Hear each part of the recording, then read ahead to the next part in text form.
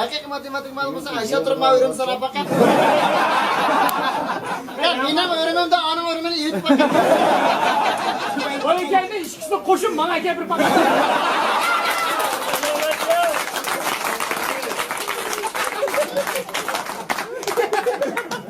Apır period atalashgani beradi. Ma'lum deganmi, ulug' kesib, lekin yomon ching bo'ladi. Hukumat bekor bergan bo'rnig'imni tükürib yoz demasin. Bak xiyolda bizni o'qish pul yig'ibdi qoldi. Otani galdozmanman. Asker qilma. Çarçaklarda kalırız olmazsa. Yomon ish qo'yma Qoplanbay. Bu Qoplanchi adayman. Rost Qoplan bo'lqasin bir jaran tutilib til qoldi. Bir jaran qarab o'xshdi. Jarani tutilib bir kun bir kala deb. Jarani o'zing yo'qmi? Sen kelgin joyga men doktor bo'lsam, kelgin gitdi bu. Men bir ma'lum bor. Qancha ko'rgan bo'lsam o'qimaydi. Yani qancha o'qisam shu yana mushada uy olsa-da. Shuncha hukumat puldan o'qib yana mushlarni bosh to'lalaydi. Nega oshlarga yana qo'yilsin? 4-qavatda o'qib jopad o'tgan bilan 6-qavatda uy olsa.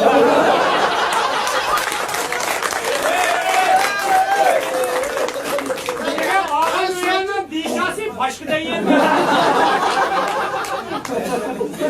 Qoplanbay aday sen o'rib qilsan o'rgan de.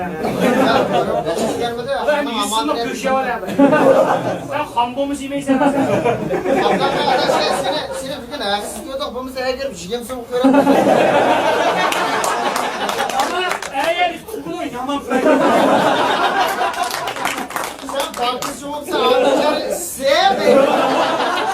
Ne abi hep bir tamak yedin. Ha bolcuda muhur çeken uygurlar yapıyor. Sen doktor Qoplan abi. Sen çok doktorluk okup boşkan teriysen. Ana sen doktorluk okup neyim kestin okudun adam? Malı ye işte. Muşlarla asasyadım bir kez. Binakarlıkta. Binagar ha. Bana sapkayla sen sivatsa diyor. Bina varsa bak birinci kavatta sivatsa. Ne ikinci kavatta sivatsa mı? Nefis kuşa pasnak bu. Onun ağzı kemi. Yani benden fililik koşarsan. Zarka yiyin çakacak vaktimiz anlar ya. Bolcunun yazgınları işkisi oldu anlar.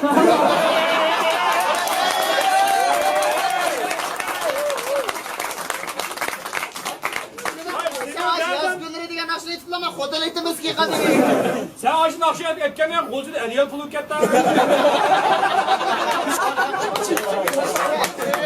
Sen ağaçtan şunu etkeme yakın, odalar rozufamı kendi.